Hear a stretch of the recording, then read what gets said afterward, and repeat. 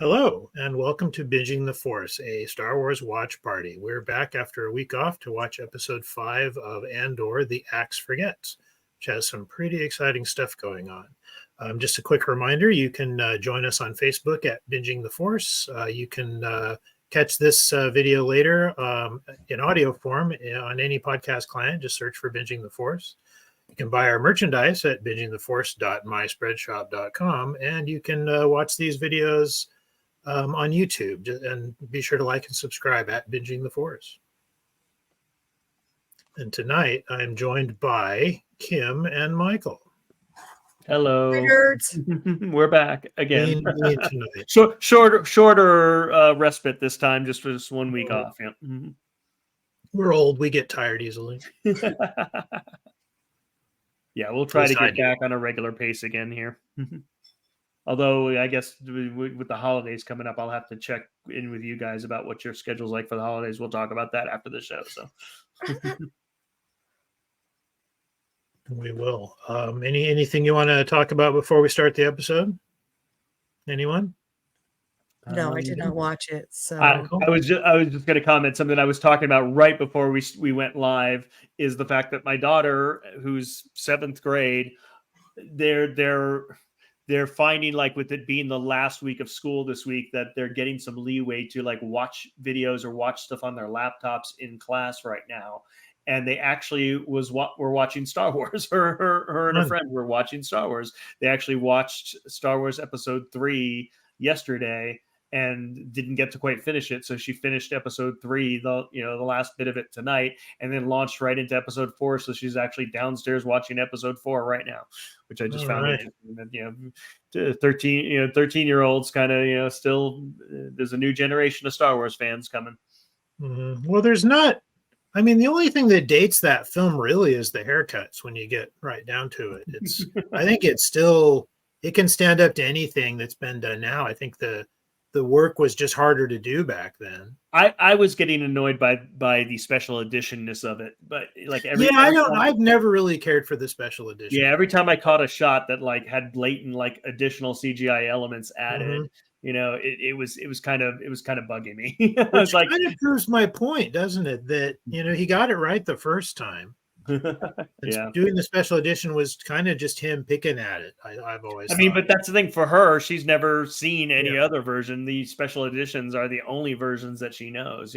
So no basis for comparison. And for us, so much of that is just we had seen the film so many times as kids that when he changed what he changed, now we sit and we watch it. And something's different after all that familiarity of after having seen it 50 times, and it's jarring. It is. Yeah. And darn it, hand shot first. Yeah. And rarely do any of the changes make the movie better, I don't think. The only thing I really appreciated was the scene in Empire when Darth Vader talks to the hologram of the Emperor. I liked that they replaced it with the Emperor that we see in Return of the Jedi. Right. Yeah, because Clive Revel, who did it in the original, doesn't appear any other time. So yeah, exactly. The makeup job on that version of the Emperor as Clive Revel was so bad. So it was clearly rushed, and clearly they hadn't really thought through what kind of character the Emperor was going to be. Yeah. So that was a nice fix, but that's really the only one I can think of that I like. Yeah. So you get the consistency of Ian McDiarmid and through all of it, always playing Palpatine. But I just thought that interesting that, completely independent from anything I had any involvement with whatsoever, her and her friends had decided to watch Episode 3 in class, in social studies class, with some extra time that they had. And so because of that, she finished it tonight, and she launched right into Episode 4, and she's watching it right now. And has she not seen it before? Well, she's seen all of them before, yeah. Okay. But that's the thing, she'd seen all of them before primarily through my initiation of watching it together. This was completely independent of any influence from me. Sure. So now it's her idea. That's great. Yep. I like it. Well, cool. I guess you want to go ahead and launch into the Axe Remembers. The Axe Forgets. The Axe Forgets. Tree remembers. I forget too, clearly. Yeah, because we skipped this last week, but I didn't know we were skipping until pretty late. So I have actually watched this episode twice in the last week. Oh, good. nice. I watched it thinking we were going to record last week, and I'm then pretty sure I haven't watched a lot of these since I watched them when they actually came on Disney Plus. So a lot of this is coming fresh for me, and just expect me to not remember any of the names of anyone. So I'm watching all of them the week before, and my wife Catherine's really enjoying getting to watch them again too. So. Nice, yeah. I've in previous iterations, previous shows that we rewatched as part of this live stream. I mean, I've done that with some of them. I just haven't been doing it with Andor. I think I did it once for one of the episodes of Andor so far. So, okay, let's roll it. Here we go.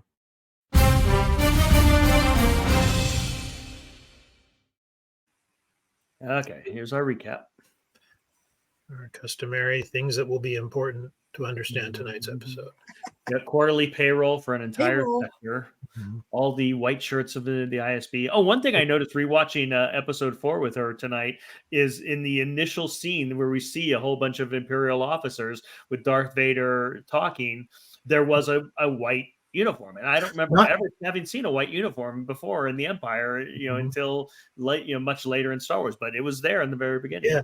Not only is it there, but that guy who's in that conference room scene, he doesn't have any lines, but it was later retconned that is Admiral Yularen, who's sort of the leader of the clone forces in the Clone Wars, and the voice that does the intros in all the episodes of the Clone Wars, the little sort of newsreel style introductions in every episode of the Clone Wars. Is that guy? Yeah, that's meant to be him sitting in the. It's not the same actor, but it's. Okay, I was going to say because he was pretty old there in 1977. Yeah. So no, it's meant to be the same character. Okay, interesting. I thought it was supposed to be a newsreel guy. Mm-hmm. Mostly after we're at our model from last time where we're going over the model. Oh yeah, and he has to stay up all night, memorize all this that they've been practicing for. How long did they say? Yeah, for months they said. I do a bit of model making, and I'm very jealous of that model. Actually, I certainly couldn't do that with Twigs and Branches. I don't know if I could do it at all. Okay, everybody sit back and relax. And for the opening of about 5 minutes. Yeah, so it's go potty. I feel like it. I like it though. I feel like it kind of. We're not even seeing anything yet. It was black for like 20 seconds. You gotta have food. You gotta have food. The most dramatic, title card in like film history. It sets you up for the more deliberate pace of the show, though. This is not action a second. It's not mile. Oh, speaking of which, there was a news story today that suggested that it's not an official announcement, but because Lucasfilm did announce other dates for other stuff in Star Wars, that it looks like Andor season 2 may not happen in calendar year 2024. Yeah, that's what I had. We might not get season 2 until 2025. So yeah, as I understand, they were in the middle of filming when the actor strike hit. No. So that delayed them, and then I guess this season there was almost a year of post-production after they filmed, so they're probably planning on something similar. Here's poor Syril. I feel sorry for him earlier. And now he's gonna cry at his blue milk. Well, I would be too with that woman harassing me constantly. That is your mother.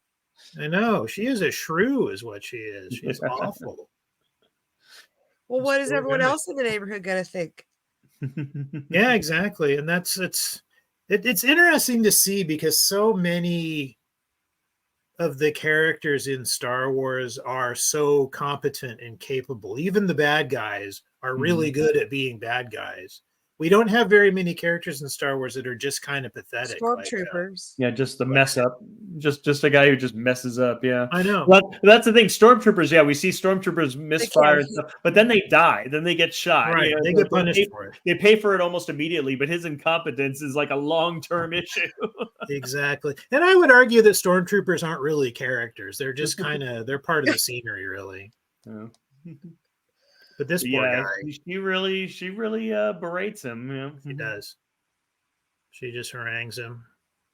Their exchange here is great, though. They're both so sarcastic. Yeah, they play off of each other really well, and you kind of see that while he's pathetic, Syril, he's not stupid. He's pretty sharp. Yeah. He's at least able to come up with all these witty retorts. Well, she is trying to get him a job. I mean, it's in the most demeaning way possible, but but she is trying to give him a future.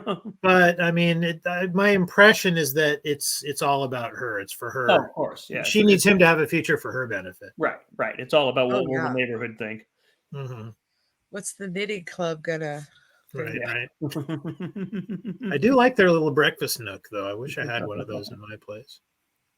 Yeah, my son is in the ISB, and he's doing really, really well. Yes, and that kind of thing. How's your son Syril doing? All right, so if your son's in the ISB, he must have enormous pants. Cliff fell asleep. He was supposed to be studying. Yep. Suspenseful music. And there's he's got a complex about keeping hold of that crystal. Well, it's the thing of value and the reason why he took the mission. So right, but still, we're gonna see in a little bit that him constantly fussing over it does not work to his advantage. Yeah, it kind of works to his disadvantage. Now, correct me if I'm wrong, Kim. You probably know better than anyone. Is this the first instance of tattoos in the Star Wars universe? What would you think Darth Maul is? I would say those are tattoos. No, I would say not, because Savage Opress, his brother, has the same marking. So unless they went to the tattoo parlor on the same day, which maybe they did. You think it's their species? Yeah, I think yeah. No, see, I mean, I think it is. I believe that is tattoos. Yeah, I don't think that's a Darth Maul thing. Okay. Yeah, I think his brother would have done the same thing. Yeah. Okay, fair enough. And I'm going to say it again, watch The Bear, because this guy, Ebon Moss-Bachrach, is just absolutely brilliant in it. He is so good. He's also very, very extremely skinny here. Yeah, is this the first instance of gratuitous toplessness in Star Wars? Besides the slave Leia outfit and the slaves in Jabba the Hutt? Well, I guess Jabba the Hutt's technically keepers.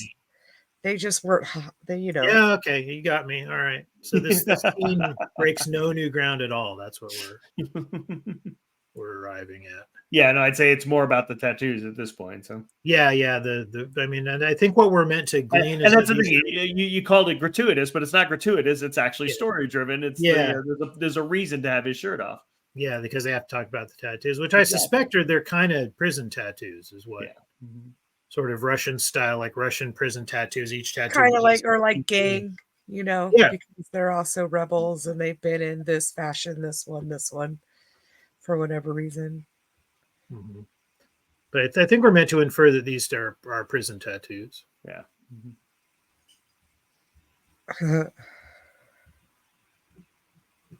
These two guys comparing their hardships.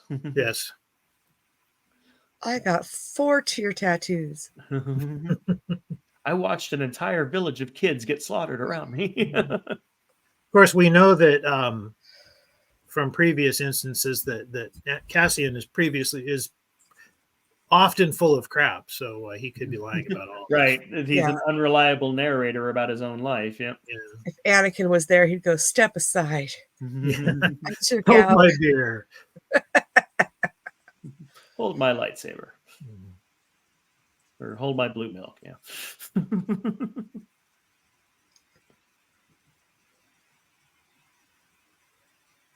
It's hard to not just get pulled into the story again.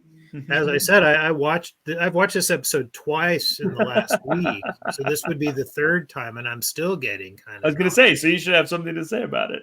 Right. Well, what I should do is write down all the stuff that I say to my wife when we're watching. Yeah, what you guys comment on. Right. Should start doing that. Mothma. One thing we did comment on is that this really is just as much her show as Andor's, I think. Oh, yeah. And honestly, I find her story just a little bit more interesting than his. Yeah, no, she's definitely what drew me into the show. I mean, once they really got into her, that was definitely for me in terms of pulling me forward episode to episode. That's really what I was coming back for. Was much more for her story. Talk about a character from the original trilogy that we really did need to know more about. Yeah. And this is a great exchange. We learned that Yeah. Oh yeah, her daughter's a snot. Yeah, her daughter's a snot. Her husband's not much better. Yeah.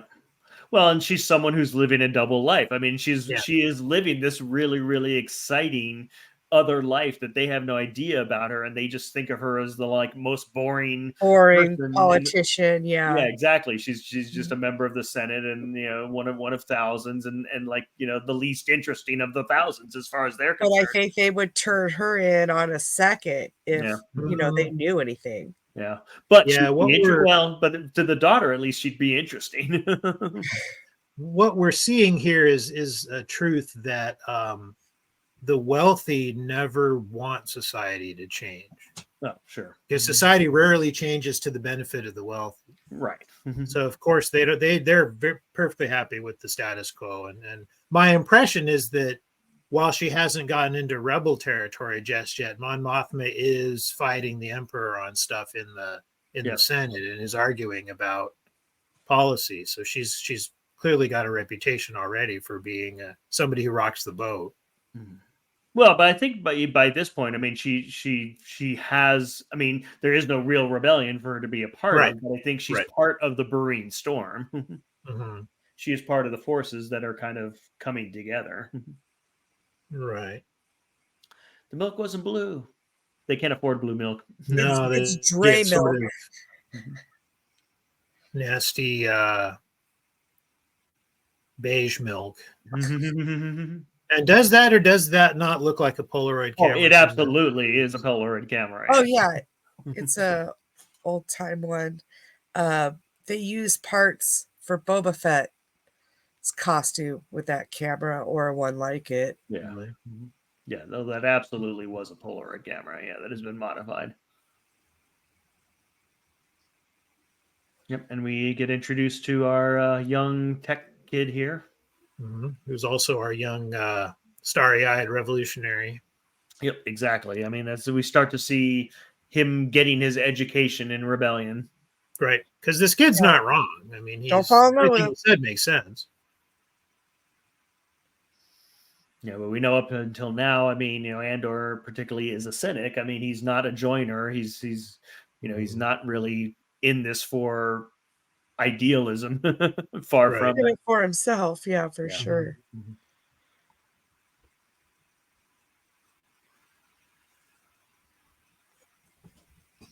Clem. Yeah, Clem doesn't have any beliefs either. I mean, Clem's in it for himself.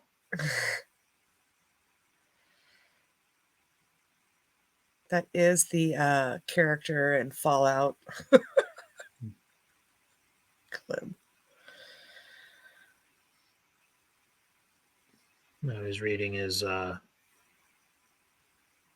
not really reading his manifesto yet, but he's making some neat points here. It's a pity we're not getting the dialogue, because this is another nice exchange, and definitely a secret origin of Cassian Andor moment. Oh yeah, finish your milk. Yeah. Throws it out. Thank you. Well, and it's all building background. It's all kind of building to, like, we know how he ends up. We know who Cassian ends up being, in because we see him in Rogue One. So this all is building up to who he becomes, and it's building those pieces and those building blocks of who he becomes by Rogue One. It's another great little model. It's interesting to find out who the girl is as well. Later.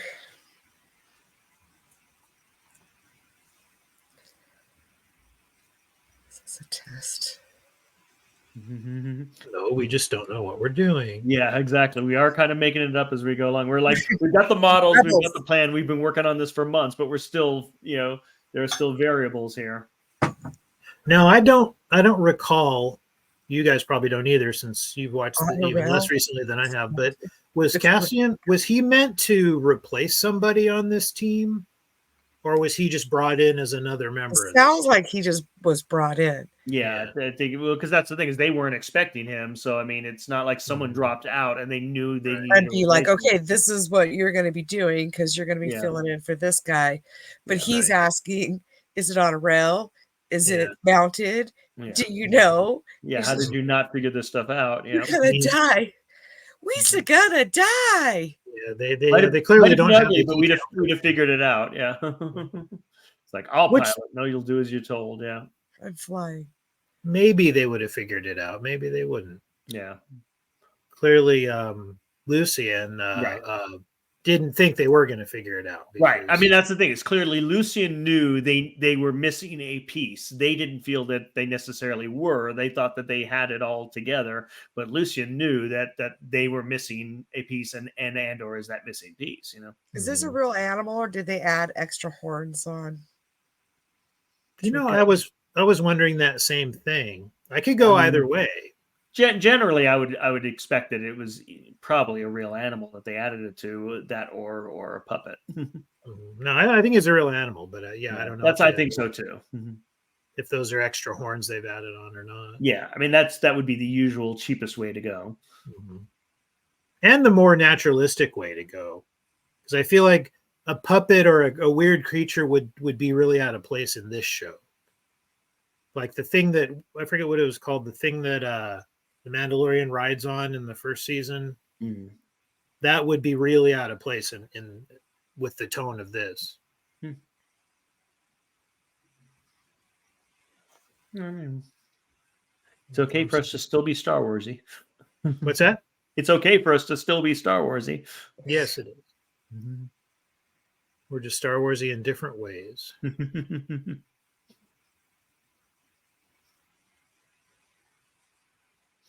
Yep. And so now we're seeing the who they're going to be attacking here. And we're also getting a little bit of very subtle background on this guy. Yeah. It gets explained to us. I think it's later on that the reason he's involved in their plot is because he fell in love with a local. And so he's the only one showing any respect to this local shrine. Everybody else is just using it to dump garbage. Oh, is that why he was taking those garbage lid looking things? Yeah, down? that's why he was yelling at those guys, because they were supposed to clean it up for the festival. Oh, right. And that's part of the plan is that they're counting on this big public festival to basically be a distraction for what they're doing. Right, but more importantly, that officer has a lot more respect for the local culture than any of these other guys do. Gotcha. Yeah, which is not a big imperial concern. No, is respect for the local culture. Not a priority. Here we are back on what's the name of this planet? The one Cassian was living on from the first 3 episodes. I don't remember. I wasn't told there was going to be a test. I just am not remembering very well, but we're seeing some of the aftermath. I can't remember either, but yes, the setting for the first 3 episodes. Yeah. Yeah, we're seeing now Which the aftermath. looks like Disneyland. It does kind of looks like Galaxy's Edge. Yeah. And I guess apparently this is all a practical set too. It's all, they built all of this, which is pretty cool. Yeah, I think we just had some friends go to Scotland or somewhere and went to that dam that they just showed. Oh, really? Yeah. Yeah, I know that's where they filmed it. They walked up the dam road. It was raining and everything. That's cool. Marching. Yeah, well, because they have to look like Imperials. So they're marching in this uneven ground. But the point is that they need to look like they can blend in when they're in disguise.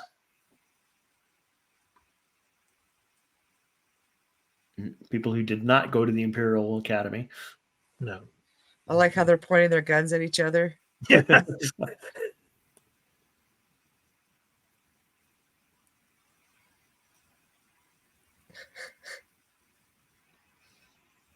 And Cassian showing once again that these are not detail oriented. That really he's coming in with a fresh perspective and really looking at everything. And he's had to fend for himself in these kind of situations. He's done a lot of these kinds of missions, but usually by himself. So he's had to figure out so much more than they have ever had to figure out. Yeah. Plus, he's really smart in this exchange right here. Yeah, he's suggesting that He's suggesting that they switch places because one of them's left-handed and the other one's right-handed. And she's interrogating him about it. And he knows every single person in the group. He knows whether they're right or left-handed. He's been watching and observing. Yep. That's just how good he is. Yep.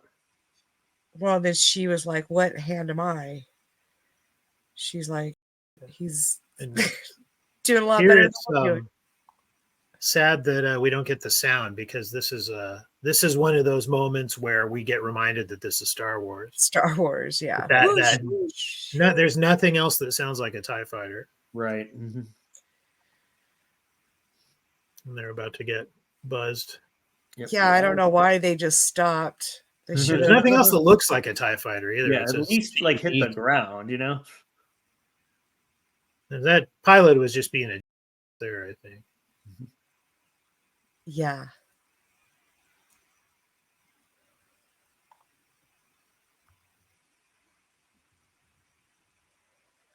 So the guy saw him, right? Yeah, I just didn't care. Yeah, it's just because I think the point is that they're disguised as a sheep farm. Yeah, exactly. I mean, it's they didn't look like a mercenary raiding party. They look like farmers, ranchers, right? And so here's this guy kind of making the rounds. He seems like he just wants to get one last dig in at everybody before everything goes pear-shaped. He seems to be just wandering the base, yelling at people. He's going around. Remember, I'm an officer, so when you see me later wanting to rob you, you think twice. Right. My name is Basil Exposition. Yeah. Here's our little exposition scene where. Yeah. He thinks the villagers smell, and he's like, I could just punch you in the mouth. Well, and again, we're telegraphing to the audience. It's like, here's what you can expect to see later on in the mission, in the story, is that you're going to see this big festival here. Yeah, and also here's why it matters to this character in particular. Right.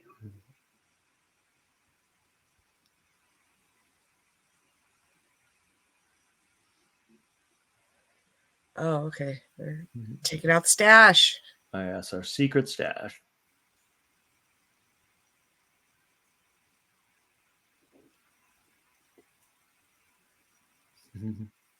Language training.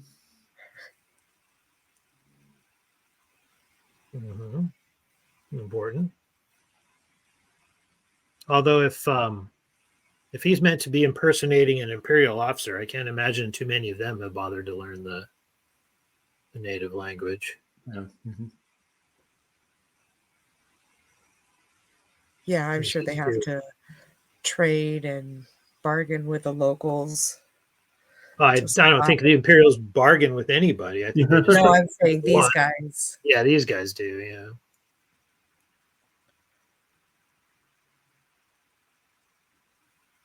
There's definitely tension. Oh yes, he does. Diego Luna does a great tense glower. Here's what I was talking about earlier. He's fussing with that crystal so much that he keeps moving it to different places. If he'd have just left it in his boot, he probably would have been fine.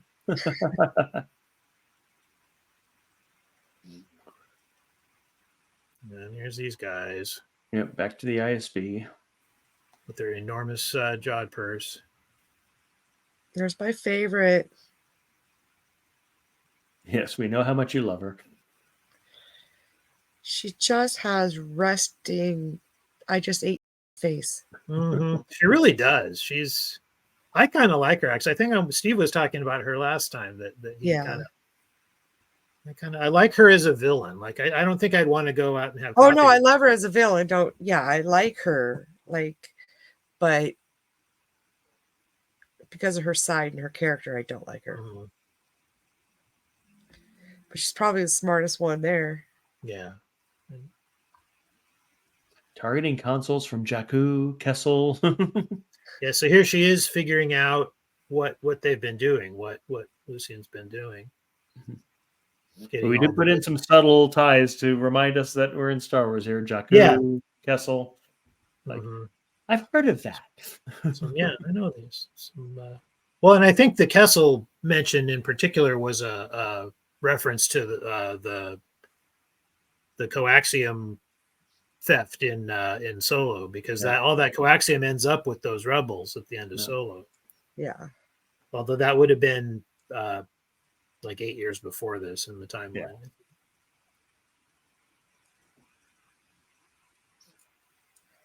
8 years. I think Now so. Well, I that mean, might talking know- about first, that might be the first time we've ever seen anyone take some pills. yeah, the first, yeah, for, there are like, the a headache, first ever Star Wars aspirin. over the counter Yeah, pharmaceuticals. medicine. It's usually How back to long? How long before A New Hope is this meant to be? We got a caption at the beginning. I don't remember what it was though. Yeah. I mean, Rogue One is immediately before A New Hope. Yeah, and I think this was 5 years before. Yeah, that's We've what I'm watched thinking it too. twice already, so Yeah, I know, but we don't get the caption in every episode. We only get it in the first episode. I can't remember that far back. Yeah. But yeah, and Solo was 10 years before. See, I keep tripping on that. It doesn't seem like Solo would be 10 years before. Solo would be much more recent, I would think. I think it's meant to be 10 years before. Okay. I could go get my Star Wars Timelines book and check, but Yeah. not in this room. Yeah, originally on the show, I included that in the descriptions, and I stopped doing that after the first couple of weeks, as I was actually putting the timeline dates in these things. Might be a good idea to do that again, Right? Because I know Obi-Wan is 10 years before, Sure. or 8 years before, actually, because it's 10 years after Episode 3 is Obi-Wan, and I think Solo would be after that. Okay, the internet has come to my rescue. It says Solo starts. The very beginning is 13 years before the Battle of Yavin, and then 3 years pass over the course of the film while Solo's in the army. So Okay. the end of Solo is 10 years before the Battle of Yavin. Okay. Yeah. So even before Obi-Wan, then.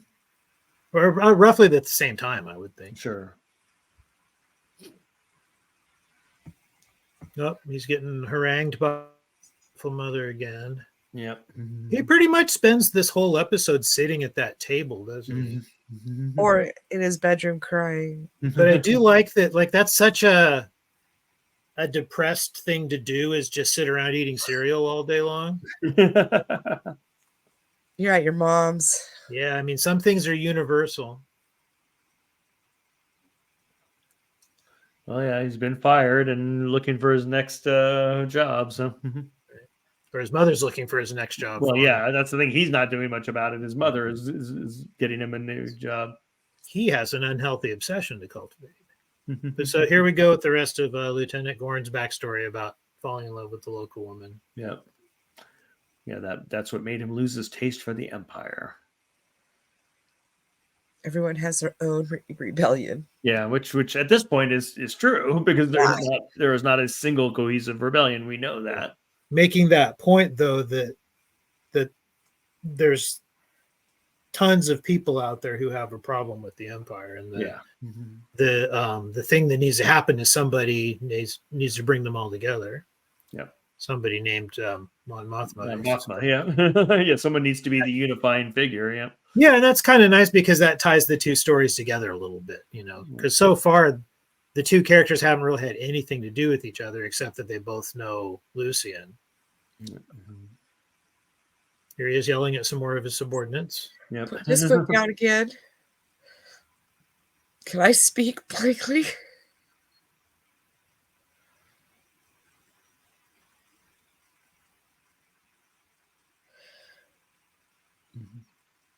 So he's like, so they're basically complaining about the fact the only good part of getting this job, this is a horrible job, and the only good part of getting this job would be to be there for the festival, and you're telling us now you want us to not be at the festival. Yeah. Kind of wonder if what he's getting at here, because I mean, clearly he wants to set things up so that this area will have minimal staff during the heist, and here's our heist target. Rocks in your shoes is also universal. Just like sand that gets everywhere. Yeah. Well, especially when you're walking around in a rocky terrain there. Yeah. But yes, yeah, a long time ago in a galaxy far, far away, they hadn't solved the problem of how to keep rocks from getting in your boots. Yeah. Okay, here we go. The two intense glowerers are going to have their. Ooh, the two Have it alphas. And here, yeah. See, you should have left it in your boot. Yeah. So now he's got the kyber crystal and he's calling him out on his BS.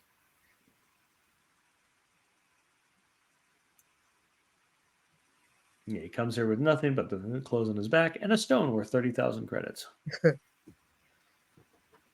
I've reached my limits. Yeah, he didn't trust him, but he doesn't trust anybody. I mean, that's the thing. Yeah. Like, you know. None of them really do, I don't think. Well, yeah, it's definitely But Andor, he gets to the truth of this in this next little exchange, where what this really is this guy's just afraid and he's looking for an excuse to back out of the mission. Yeah. And he wants to use uncertainty about Andor as his reason to call the whole thing off. Yeah. But if it wasn't him, it'd be something else. Yeah. He'll say as much in a minute or two here. It's not a smiler, is he? That Andor. No. He's got a hydrophage poop smell too. Yeah, he's got that. Glower is definitely his default. Yes, it is. Intense glower. Yeah, resting glower face. Yeah. Yep. There's the reveal. Yeah, I'm getting paid. And see, this is how smart this guy is, though, is that he figures out that this is the only way forward. Otherwise, they're going to keep wondering what it is. If he just tells them what it is. Yeah, it's like they're not going to trust me. So they need to trust me. I need to be able to trust them if we're all going to survive this. Yeah, so the best thing is to just give them the truth. Yeah, but he could also be saying it just to piss them off because. No, because he wants the mission to go forward. Yeah, too. No, I mean, at this point, they're all kind of stuck. I mean, there really is no backwards. They have to move forward. So he's just trying to ensure that in moving forward, he's increasing his chance of survival. Yeah, and he says, I don't know if he said it already or if he's about to. He says he doesn't want to be going into the mission having to watch his back, too. Yeah, he said it a couple minutes ago, yeah. Yeah, don't use me as the excuse, So he's got these guys figured out.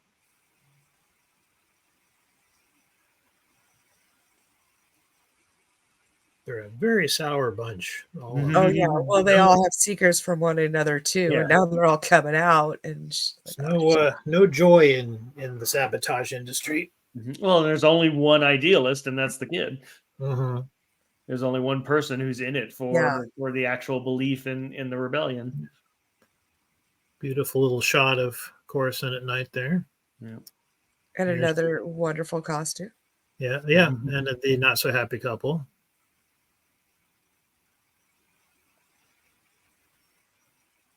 I feel like they did maybe go a little bit overboard with establishing what a complete tool her husband is. Because obviously she needs to have a reason to want to throw it all away to start the rebellion. But yeah, well, I think they kind of, they went a little far. Why is she with this goof in the first place? Cloris.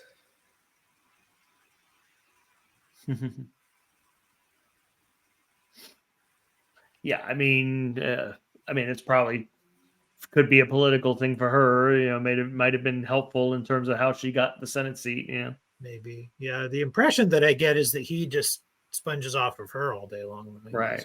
It makes it sound like but he probably came from wealth too. Yeah, right. They probably married two wealthy families together for planetary gain or something. Yeah, maybe she used to be more happy-go-lucky before the Empire took over. Maybe. All right. We're almost to the Suspenseful music. there's our dam. So you said you had some friends who went there. How much set dressing? Just like the spiky things. Everything else, all of the green and all the cement dam thing was there. I wonder if they left anything there after the filming was done. Oh yeah, I don't know. So Syril having his Ahab moment. Yep. Yeah, definitely. Andor is the white whale. And kind of, that's more establishing for Syril. All of his problems have to be somebody else's fault. They can't. Right. He can't be to blame for his own situation. It must be Andor's fault that Right. Oh he's. yeah, he's perfect. Yes. He's just not willing to admit to himself that he got in over his head.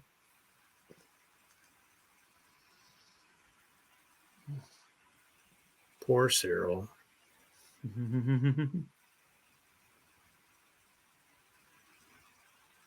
Now here comes Skeen's apology to Andor. So he gets his little bit of backstory.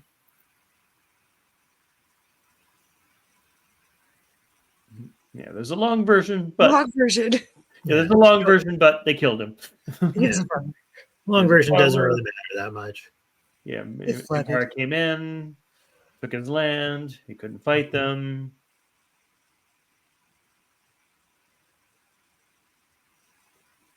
Yeah, we all have reasons to hate the Empire. Mhm.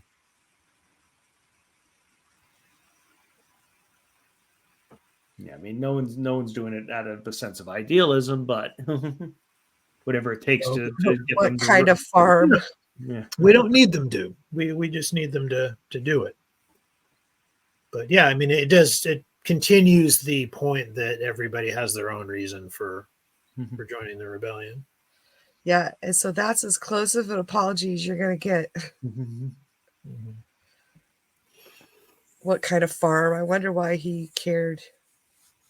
He's a detail guy. He likes details. And also, he might be checking his story to see if he can figure out if he's lying about it all or not. That or know something really personal about the other person. So if you're in a predicament, you could Right. make a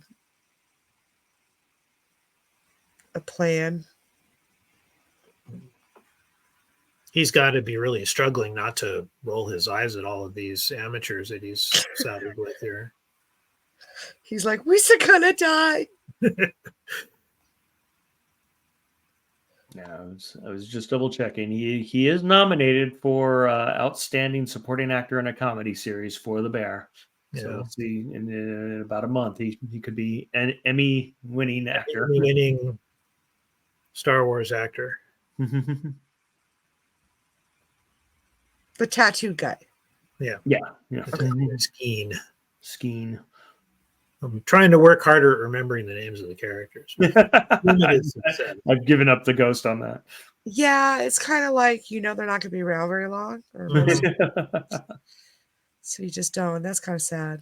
But I do not remember the name of his shop assistant, but she shows her teeth in this scene.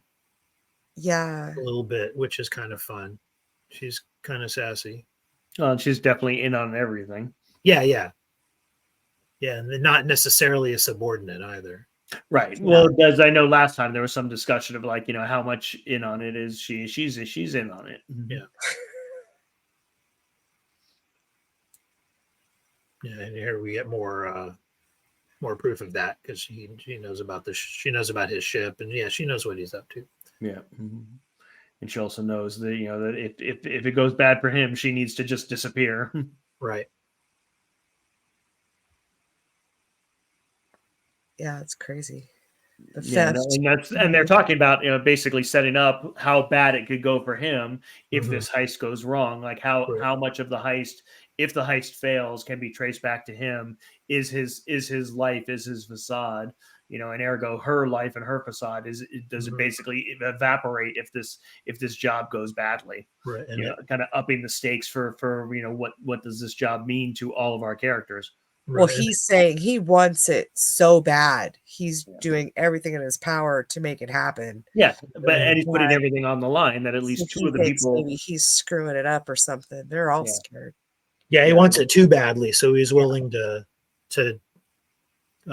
cut corners to make it happen. Yeah, basically take risks and And then it ends again, like right when you don't expect it to. I Like, know it really. it's I find. settling in. Well, I mean, it's telling how great the storytelling is that we really don't want it to end. We're never done when the episode ends. We always Well, wait. Tell me what happens next. Definitely paced for streaming. Yeah. We're although when these originally came out, they would have been once per week. Yeah. But with our rewatch that my wife and I are doing, we've been trying to do one a week to keep up with the podcast. And she always gets annoyed that we can't jump right into the next one. But Well, as you've proven, it doesn't matter. You can watch it twice. I can, So or maybe more. watch the next one right after, and And then just watch it again the following before. Well, even I don't have that kind of free time. So definitely a building episode. Yes. It's kind of it's the middle. It's the middle of our triptych there of the heist. And we're kind of upping the stakes for everybody. We just kind of threw in there at the end, like, what are the stakes of this for Lucien? Why it's so important to him. I mean, is because, this is basically going to fund the rebellion. If this heist does not happen, there really isn't going to be a rebellion at that point. Right. And this is why TV is so much better for a story like this, because this is all the kind of stuff that would have got mercilessly cut from a feature film. Yeah, it's all the nuance that you just can't capture. If they made this into a movie, I think it would be like a 2-hour sleep fest, maybe, because you're kind of waiting for something to happen, and then it's not going to till the very end. And you'd be like, if it was a movie, they would have just cut straight to the heist. Yeah, probably like 1 out of every 3 episodes would have made it into a feature film. Yeah. Just the action scenes pretty much. Because you're right. Otherwise it might be, it might not hold the audience's attention. It's you can string people along more easily if they're sitting at home on their couch, I think, then. But then again, there was Lord of the Rings where they did, at least an hour of walking. and walking and beautiful walking. Aerial views. Yes, and that's what kind of saved it, was the beautiful aerial views. So nobody had done that before. We didn't get silly until a little later. It made it look like the movie was really grand too. Yeah. Well, good episode. I mean, still leading to more next time. Yeah, still building up. Mm-hmm. I think next time we're due another action fest. Yeah. That seems to be the pattern, is that 2 episodes of build up and then an episode of relentless action. Yeah. Which I think is great. I think it's great pacing because it keeps you on your toes. It keeps it from being a snooze fest because you get all this tension. Well, and each of those set of 3 episodes are basically a little mini movie. Full story, yeah. And that's kind of how Star Wars is, 3, 3, 3, 3. That's how they did like the Clone Wars. Episodes came out like that. Everything's been 3. Yeah, it'd be a 3 or 4 episode little story. It would be one story, right? Cool. Great stuff. Once again. Well, shall we wrap it up? See you next week. Yeah. Yep. Don't forget to join us on Facebook. Is it next week? Christmas? Oh yeah. We'll talk. We'll see you at some point in the indeterminate future. All right. Make sure to like and subscribe us on YouTube at Binging the Force. Make sure to look for us in any of your podcast clients. Just search for Binging the Force. And as always, you can join us. If you want to watch this live, if you're watching this after the fact on YouTube, then if you want to watch us live, you can watch it live on Facebook and on Twitch. Look for Binging the Force. And if you watch live, you can comment along. Yeah, exactly. Yep, nothing tonight, but thanks, Jefferson. Thanks, Kim, for joining us back. Thank you. And we'll see you next time on Binging the Force. Bye. See you next time.